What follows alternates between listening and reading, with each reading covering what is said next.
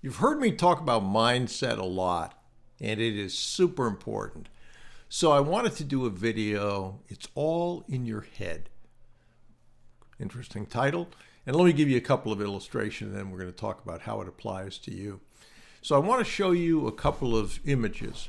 These are with the help of ChatGPT, created by ChatGPT. They're royalty-free images. I mention that because you've probably seen both of these in terms of real images, but we don't want to get ourselves in trouble with royalty arguments.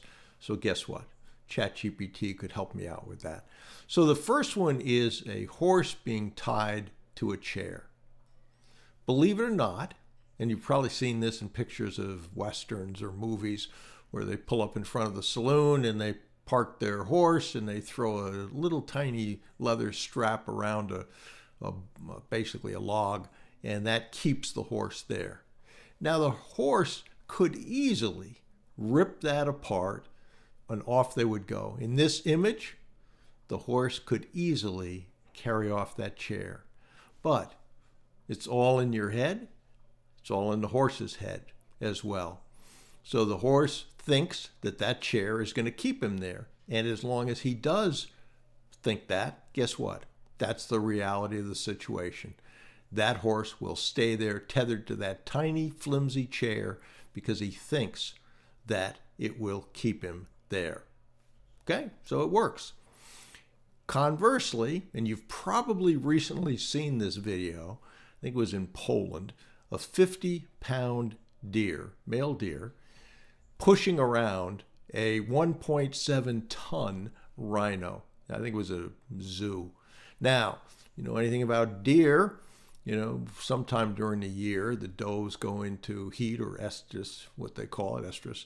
And it's when the bucks challenge other bucks to go after mating with those does. Well, supposedly that's what this deer was. He had a female deer that was in heat, if you will, and viewed that rhino as competing for her favors. And so he's pushing that rhino around. And if you've seen that video, yeah, he's pushing around that rhino.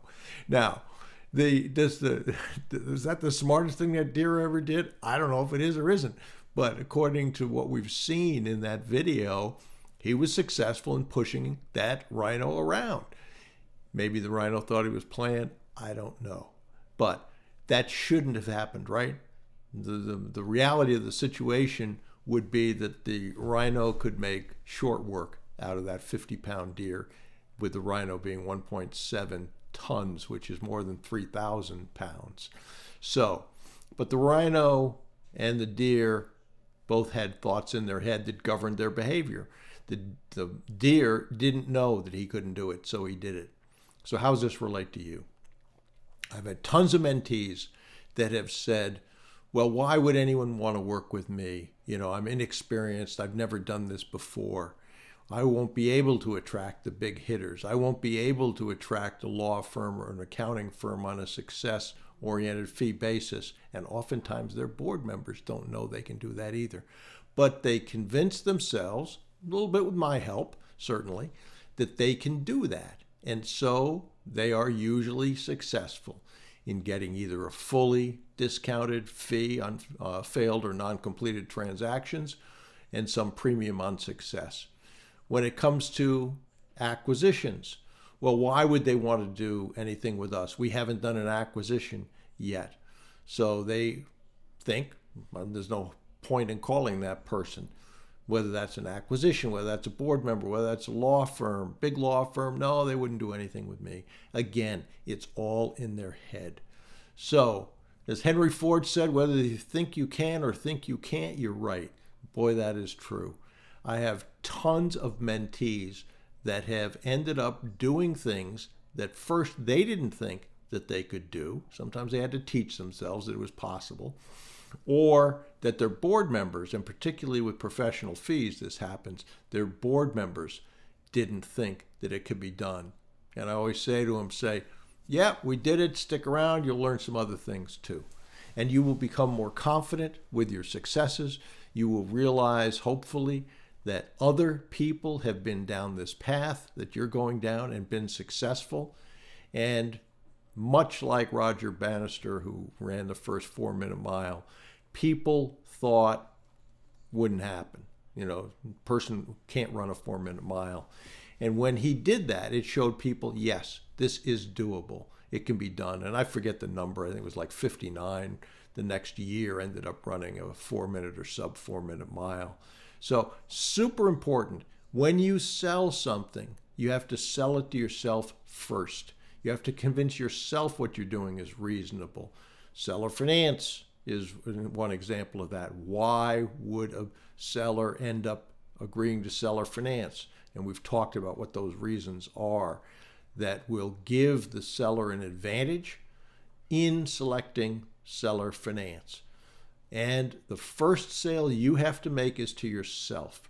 Unless you're a con man, that's the definition of a con man. They can sell stuff that they know is not right. But you get those reasons down. Understand the benefit to the person on the other side, whether that's a board member, law firm, accounting firm, financial institution, or prospect. And if you do that, and if you convince yourself this is doable and I can do it, yes, I'm going to have some rejections along the way.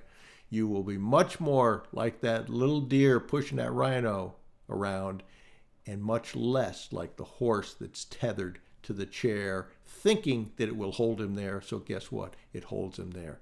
Understand you will be uncomfortable. You will be out of your comfort zone.